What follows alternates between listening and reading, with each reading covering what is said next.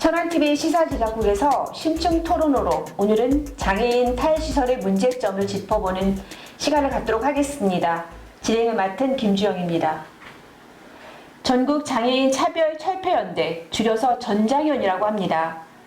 전장연 주도로 장애인들의 탈시설화를 요구하는 농성이 이어지고 있는데요. 잠시 중단되었던 출근길 지하철 시위가 지난 6월 13일 재개되었다고 합니다. 또한 전국 장애인 거주시설 이용자 부모회는 탈시설은 곧 죽음이다라며 보건복지부 앞에서 소복을 입은 채 시위를 이어가고 있었고, 최근에는 서울시청 앞에서 시위를 하고 있다고 합니다.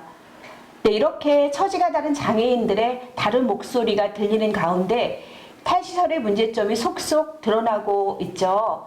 우리 지역에서 장애인 시설을 책임 운영하며 장애인들을 돌보고 계시는 참 아름다운 장애인 선교회장이시며 사회복지법인 이사장이신 천안시 기관연합회 이원직 회장을 모시고 탈시설의 문제점이 무엇인지 들어보도록 하겠습니다. 안녕하세요. 네, 안녕하세요. 네, 반갑습니다. 반갑습니다.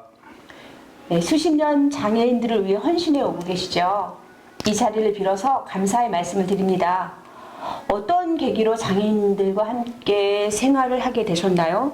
네, 저는 10개월 되는 저희 아들의 홍역으로 인해서 독감 주사 쇼크로 인해서 전신 경련성 지적 장애, 그러니까 지금 말씀드리는 발달 장애가 동반되어서 85년생인 저희 아들이 지금까지 저희 아내와 함께 고통을 겪는 그런 상황들을 만회해보고자 전원생활을 시작했습니다. 그러다가 그 전원생활이 사회복지시설로 탈바꿈되는 그런 모양새가 아직도 만들어가는 과정에 있다, 이렇게 말씀을 드립니다. 네. 처음에는 아드님을 돌보는 것에서 시작하셔서 네, 그렇습니다. 지금의 참 아름다운 집이 탄생된 거네요. 네. 네, 그렇군요.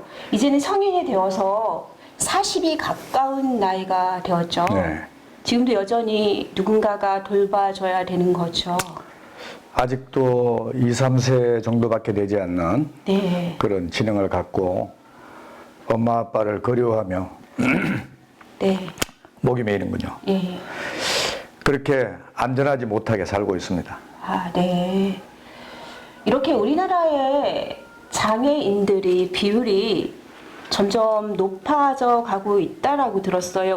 어떤 의료시설의 발달도 있고 의료의 어떤 발달이라고 해야 될까요? 네. 그리고 네, 이런 가운데에서 장애인 비율이 어떻게 되는지 궁금해요. 지금 저희 나라 인구 비례로는 약 네. 5% 정도. 네네. 그 5% 중에서 저희 자폐성은 한 50만 명이 조금 넘습니다. 네. 그래서 50만 명 이상 되는 저희 자폐 아동들의 네. 그 거치 문제와 예. 미래 생활 문제, 네. 교육 문제, 네. 여타하게 많은 일들을 우리 부모님들은 탈시설화라는 이 딜레마 앞에서 네.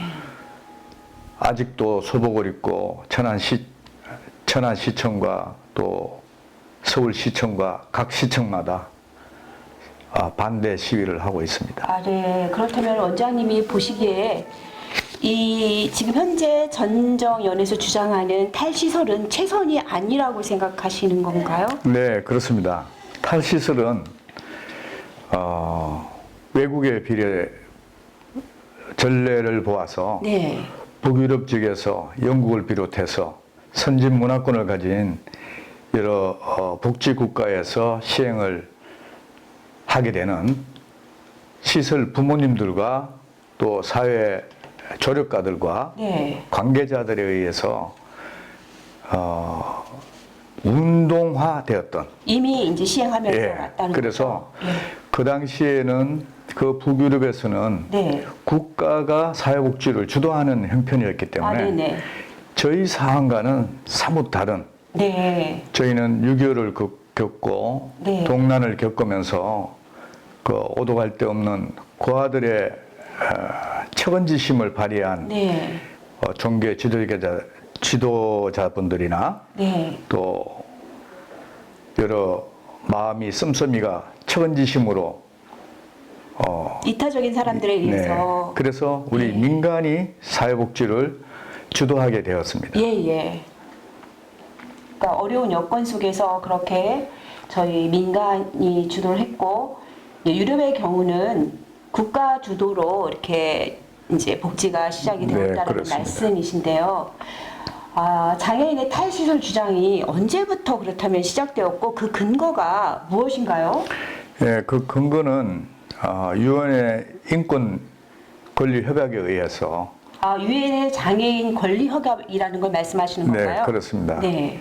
그래서 조금 전에 말씀드린 영국과 덴마크, 스웨덴, 네. 미국 이런 여러 나라들의 국가 주도의 탈시설화 바람은 네. 인간의 삶과 우리의 그 평등 네네. 그리고 행복 추구권, 자유권에 부합되는 30인 시설의 소규모화, 예, 규모의 소규모화. 네, 소규모화. 네네. 그래서 우리 대한민국의 그 소규모 법인은 법인 설립 목적에 지금 탈시설이라고 이야기하는 거르폼과 주간보호, 가정위탁, 예. 지역사회 통합을 위한 완전 참여를 기본으로 평등에 관련돼 있는 모든 문제들을 해결하고자 네. 선진문화권이 시행했던 그 운동을 법제화하고 있는 것입니다. 예. 이런 자기 결정권을 토대로 실현하고자 했는데 네. 사실은 지금 탈시설화 이야기는 전장년에서 이야기하는 방법과 사뭇 다른 얘기입니다. 네. 전장위원회에서 이야기하는 거 한 10년 정도 자기들이 주장해 오고 있다라고 이야기하더군요. 네네. 네. 발달지체 장애인들이 그렇다면 시설에서 생활하는 것과 탈시설화된 공공주택에서의 생활의 차이는 무엇인가요? 쉽게 말씀드리면 네. 탈시설화는 시설은 시설이다. 네. 그리고 탈시설화 한다는 이 개념은 네. 가정에서 시설이 수립되어 있는 모든 계획과 네. 또 보장되어 있는 자기 권리를 네. 수용하고 예. 또 그 인권에 관련되어 있는 모든 문제를 자유라는 예. 개념 안에서 이루어지고자 하는 건데 네. 24시간 돌본다는 건 사실 어려운 얘기입니다. 네. 시설은 체계적으로 사회복지사들에 의한 전문 케어, 네네. 그리고 가정은 또 그렇지 하지 못합니다. 네. 그리고 이런 약간의 문제점을 지금 억지 주장이 아닌가 이렇게 말씀을 드립니다.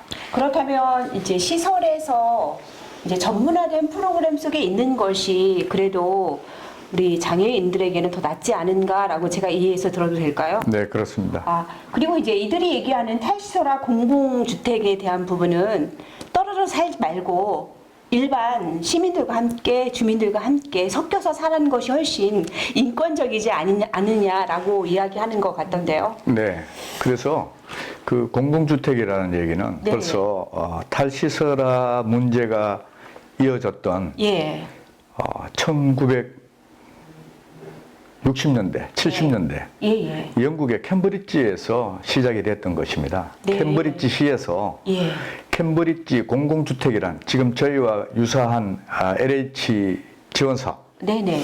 이런 방향을 그 당시에도 먼저 시행을 했던 선진국에서 네. 지금 저희들 시설에서 시행하고 있는 그 시간표상의 프로그램 네. 그리고 자기 욕구 네. 뭐 쇼핑을 간다든지 문화활동을 위해서 영화관을 간다든지 예. 커피숍에 가서 자기만의 욕구를 관찰한다든지 또 맛있는 음식이 있으면 음식점을 침범하는 네. 그런 일들을 우리 스스로 소풍 삼아 하고 있습니다. 아. 그런 문제들을 일반 생활에서 하자. 네. 예, 그리고 사실 이런 문제가 노약자들한테는 상당히 어려운 문제입니다. 도와주지 않으면 해결할 수 없는 이런 구조적인 문제를 어떻게 하면 해결할 수 있을까? 네. 탈시설화의 바람직한 방향을 너도 나도 할 거 없이 머리를 맞대고 특히 시설 부문회와 또 당사자인 우리 모두가 함께 머리를 맞대고 해결해야 될 숙제라고 생각됩니다. 네, 여전히 우리는 숙제를 가지고 있고 네. 완벽하게 뭔가를 이루어 나갈 수 있는 사실 없잖아요. 불안정한 그렇죠. 가운데서 하나하나 시정해 가는 걸 텐데요. 그렇다면 실제로 발달지체 장애인들이 탈시설에서 공공주택에서 생활한 적들이 있을 거 아니에요, 사례들이. 네, 있습니다. 근데 이런 사례들 중에 좀 사고가 좀 있었다고 들었는데 네네네. 어떤 사례가 있을까요? 직접적인 그 지칭을 하기는 좀 무리가 있고요. 네네, 그렇죠. 네. 탈시설을 하고자 해서 그 지원주택을 그 시설을 네. 없애버렸습니다. 그래서 그 인권단체가 그 원래 시설을 예, 탈시설화하기 위한 목적으로 시설을 뺏어간 거죠. 네. 그래서 그 인권단체는 시설을 뺏어가면 안 됩니다. 자기 목적을 이루어야지 왜 남의 시설을 뺏어갑니까? 네. 그 자기가 왜 운영을 합니까? 또 문제는 지난 5년 동안 그런 많은 일들이 일어나도 뉴스에 그렇게 쉽사리 노출이 되질 않았습니다. 참 나쁜 일이다. 그런 얘기는. 그리고 인권단체들의 시설 뺏어가기는 점진적으로 더 심해지지 않겠나. 네. 누군가의 편에 속하면 그 편에 속한 사람은 권력과 무기를 가지게 됩니다. 네. 돈이라는 무기, 곧 예산이겠죠. 이런 것들을 우리는 자제할 수 있는 21세기를 살아가는 복지를 이야기하는 사람들은 터무니없는 예산에 대한 욕심을 부리지 말아야 될 것입니다. 그렇다면 이게 그동안에 우리가 이제 듣지는 못했지만 언론을 통해서 보도되진 않았지만 탈시설을 하기 위한 여러 가지 사건들이 있었다라고 이 얘기를 이제 말할 수 있겠네요. 네, 그렇습니다. 활동 도우미를 통한 폭행, 네. 또 심지어는 욕창으로 한 사고, 네. 그건 케어에 문제가 있은 거죠. 예. 방치라는 우리가 방임 이런 문제가 대두됐기 때문에 그 생명을 앗아갔습니다. 네. 그러면 신문에 잘 나지도 않고 뉴스에도 잘 나지도 않았죠. 유튜브로만 공개가 되고. 그랬군요. 근데 이렇게 탈시설화를 주장하면서 그런 이 장애인들에게 인권을 보호하겠다, 이동권을 보장하겠다 해서 이제 시설에서 나오게 했을 때 그들이 거기에 맞는 전문적인 어떤 시스템을 만들어 놓지 않았다는 이야기가 될 수 있겠는데요. 만들고자 그들도 노력을 했겠죠. 네. 그래, 뭐 인권지원센터나 네. 또 활동도우미센터, 네. 많은 센터를 만들었습니다. 예. 그 많은 센터들이 전부 어디 있느냐? 서울 장애인 철폐연대 건물 속에 있는 여러 가지 단체들, 센터장들, 네.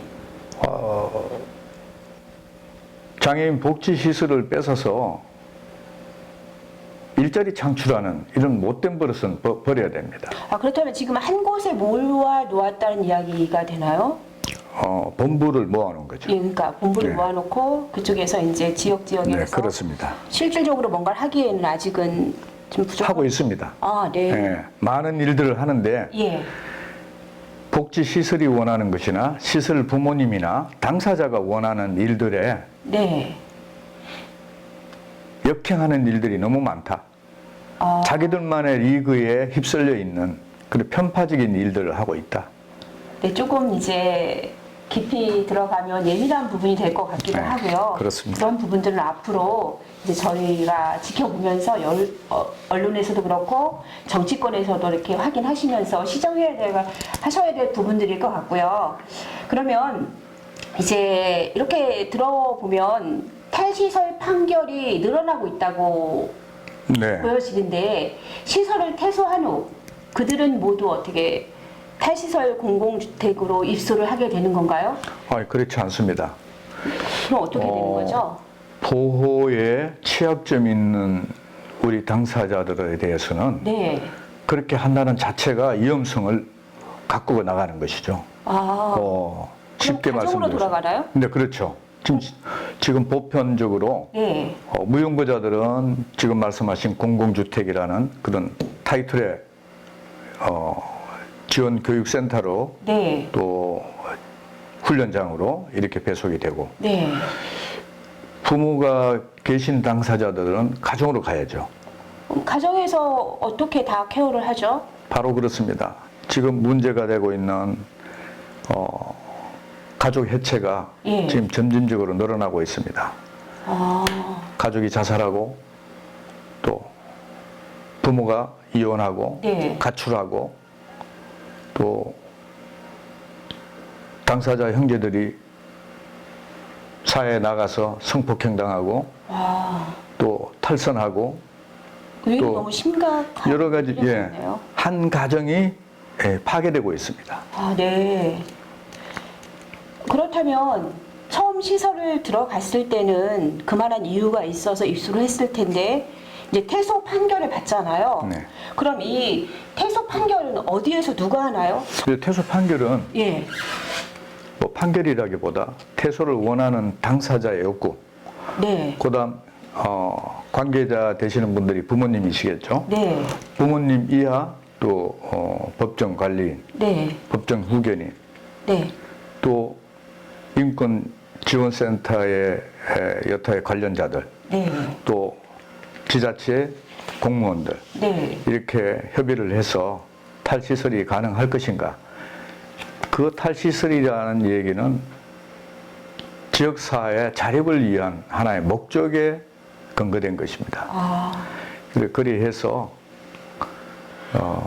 욕구되는 모든 방향에 따라 시설을 정해놓고 나가는 것이죠. 근데 자립률이 그러면은 어느 정도 비율이 높아지고 있나요? 우리는 모든 것을 수치로 이야기를 합니다. 네. 그러나 그 수치가 믿을 수 없는 수치이기 때문에 아, 신뢰할 수 없다. 네, 신뢰할 수 없습니다. 네. 한켠의 예는 네. 장애인 당사자 가족이 집단 자살한다는 얘기입니다. 100%의 수준보다 1%의 사고를 우리는 방지할 수 있어야 됩니다. 아, 네. 지금 우리는 전쟁을 치르는 것이 아닙니다. 그렇기 때문에 사회복지는 단 한 사람의 낙오를 우리는 중요시 여겨야 됩니다. 그를 버릴 수는 없습니다. 언론과 지도자들은 한 사람의 인권이라도 중히 여기고 우리 지역사회와 동화할 수 있는 그런 준비를 지금이라도 늦지 않았습니다. 관계자분들은 그 온도차를 체감할 수 있길 바랍니다. 우리 회장님께서 말씀해 주시기를 퇴소를 결정하는 거에서는 본인의 의사도 네, 중요합니다. 포함이 된다고 말씀을 하셨는데 그렇다면 자기 의사를 표현하기 힘든 무연고 중증 장애인들에 대해서는 어떻게 보호가 되고 있죠? 지금 바로 그런 것이 문제입니다. 중증 장애인에 대해서는 탈시설이라는 이름하에 지역사회 동화를 목적으로 시설을 벗어나면 그 인간된 삶에 우리가 기본적으로 이야기하는 평등, 자유, 추구권, 행복을 찾아보기가 어렵습니다. 아, 네. 타가소에 있는 아동들을, 유아들을 어떻게 돌봄이 없는 가정으로 또 가족이 없는 곳으로 내보낼 수 있단 말입니까? 우리 모든 가정은 선진문화권을 향해 달려가면서 부부간에 모두가 직업을 갖고 있습니다. 가정에는 낮에는 아무도 없습니다. 아무도 없는 가정에 돌볼 수 없는 사람이 있다는 것은 상당히 무리가 많습니다. 아, 네. 여러 가지로 우리가 해야 될 문제들이 많이 있는 것 같습니다. 정치권에서 지난해 말 입법 발의한 탈시설 지원에 관한 법률이 획일적 적용이라는 주장이 있고 또 어떤 부분이 획일적으로 문제점이 있는지 이 부분에 대해서도 저희들이 생각해 봐야 될 거고요. 어떤 부분이 획일적인 문제가 있을까요? 네. 정치하시는 분들과 또 전장현에서 이야기하는 획일적인 부분을 네. 저는 마다하고 제 개인적인 의견을 말씀을 드리겠습니다. 네. 지금 법인 시설들을 탈시설이라는 명목하에 원스트라이크 원아웃제를 지금 시도하고 있습니다. 원스트라이크 원아웃제가 구체적으로 뭐죠? 네, 원스트라이크 원아웃제는 경고도 없이 네. 모든 가감 없이 네. 그 시설을 폐쇄시키겠다는 목적하에. 하나의 잘못이 발견되면 바로 폐쇄다 이건가요? 네, 그렇습니다. 네. 그래서 지금 사회복지법인의 무리한 요구, 네. 누구나 실수도 할 수 있습니다. 또 누구나 폭력에 가담될 수 있습니다. 예. 그러나 고의적이지 아니하면, 그것이 시설의 잘못이 아니라면, 부득이 어쩔 수 없는 상황에서 발생된 것들에 대해서 말씀하시는 네, 그렇습니다. 거죠? 그러한 모든 것까지도 원스트라이크 원아웃제에 휩쓸리게 되고, 또 제가 말씀드리는 그 획일적 포퓰리즘, 네. 이 획일적이라는 얘기는 포퓰리즘을 저는 말씀드리고 싶습니다. 네네. 획일적. 지금 이야기하는 개별 요구에서 개별 예산 요구, 네. 그 인권을 빌미 삼은 이런 이익단체들의 이거는 행토라고 말씀을 드리고 싶습니다. 예. 그리고 그들의 악한 속내가 있다. 이것은 시설 폐쇄법으로 이어지는 정상화 원리에 어긋나는 탈시설이다. 그리고 이 탈시설의 무게 방향을 지금은 전환해야 될 때이다. 그리고 당사자의 협의가 없이 공청회에도 열지 아니하고 네. 일방적인 사회 이익단체들의 입김에 놀아나는 정치권들은 다시 한번 생각을 해야 된다. 그 이면적에는 예산 나눠 묻기가 아닌가. 그렇다면 국가 혈세가 낭비되는 것입니다. 아주 나쁜 정책이죠. 그리고 사회 이익단체들의 안전한 사회운동을 배불리게 해주는 그 속내는 조금 전에 말씀드린 폐쇄법, 시설 폐쇄법. 시설을 폐쇄시켜서 인권단체가 유린하겠다는 얘기죠. 그렇게 해서는 절대 안 될 것입니다. 조금 전에 말씀드린 북유럽의 그 선진 문화권에 있는 탈시설, 네. 반론 논문도 있습니다. 네. 예, 경도 장애인에게는 적용할 수 없다. 그러니까 중증 장애인에게 적용할 수 없는 일들을 경도 장애인에게만 적용할 수 있다라는 말씀이죠. 아니요, 제가 네. 말씀을 잘못드렸네. 예. 경도 장애인에게 적용돼야 될 모든 시스템을 중증 장애인에게도 해당이 된다. 네. 뭐 어른이 해야 될 일들을 우리 유아들도 할 수 있다? 할 수 있겠죠. 그러나 그 모든 일들은 책임은 부모님이 지는 것입니다. 네. 그리고 정상화 원리는 우리가 이야기하는 운동입니다. 모든 일을 잘해보자는 그 하나의 측면 속에 네. 우리의 고정되어 있는 이 시각적인 차이를, 이건 사상이 아닙니다. 네. 운동일 뿐입니다. 그리고 탈시설화 현실적이지 못하고 이상주의적인 원리를 우리는 이해해야 됩니다. 물론 그 속에는 자립과 자기 결정권, 자기 실현 매우 비현실적입니다. 보편적인 사람들한테는 이해가 될지 몰라도 말이 통하지 아니하고 의사 전달이 어렵고 또 우리가 이해하기 힘든 그들만의 욕구를 어느 누가 해결할 수 있단 말입니까? 우리는 그러한 상황 속에도 짐짓 인내하고 네. 그 욕구를 받아줄 수 있는 시스템으로 인해 이해하는 모든 궁금증을 우리가 풀어가고 있습니다. 그리고 반론 논문에 있어서는 가장 작은 제약을 이룰 수 있는 그런 일들을 해야 된다. 우리 대한민국은 사회복지 태생부터 다릅니다. 사고와 방식 그리고 복지 차원 원리가 다릅니다. 이 모든 것을 세계 선진국으로 가고 있는 G7의 경제대국을 그렇지 못한 여러 나라들의 좋은 점이라 칭하며 우리를 그 속으로 몰아넣는 인권단체들의 작은 생각을 다시 한 번 더 헤아려 주시기 바랍니다. 네.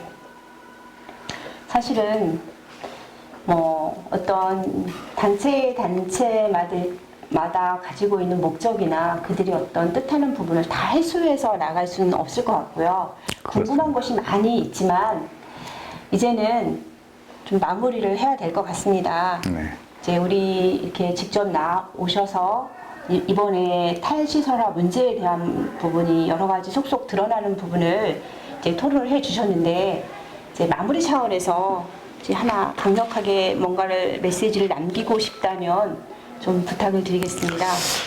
네, 할 얘기가 많지만 시간상 이 제약을 간단하게 말씀을 드리겠습니다. 지금 21세기 우리 대한민국 사회복지는 만연한 포퓰리즘으로 나아가고 있다. 이 포퓰리즘을 정치가 악용하고 있다.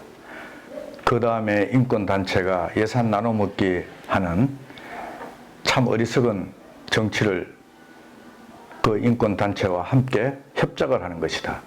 말이 심한 것 같지만 장애인 인권을 볼모 삼아 복지를 거스르는 그런 일을 해서는 절대 아니 될 것입니다. 장애인 인권은 당사자와 함께하는 부모들에게 강요하지 말아 주시기 바랍니다.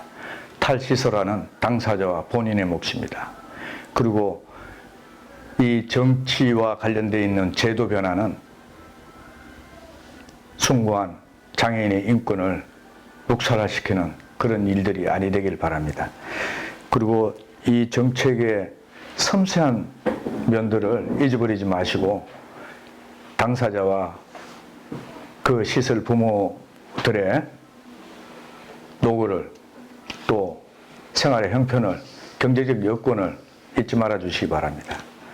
탈시설화는 이루어질 수 없습니다. 네. 이렇게 출연해 주셔서 너무나 감사드립니다. 감사합니다. 네, 장애인의 인권과 복지는 거스를 수 없는 숭고한 가치이기에 어느 한쪽의 주장이나 과격한 행동으로 선택이 아닌 강요가 된다면 그것은 오히려 인권의 유린이 아닐까요? 국민적 공감으로 신중하고 현장 중심으로 실질적이고 섬세한 정책의 연구와 제도가 필요하다고 생각합니다. 앞으로 법안 개정 및 발의에 함께 치열하게 논의되기를 기대하며 또한 그래야만 진정한 장애인의 인권과 복지가 실현될 것이라고 생각합니다. 이상 김주영이었습니다. 감사합니다.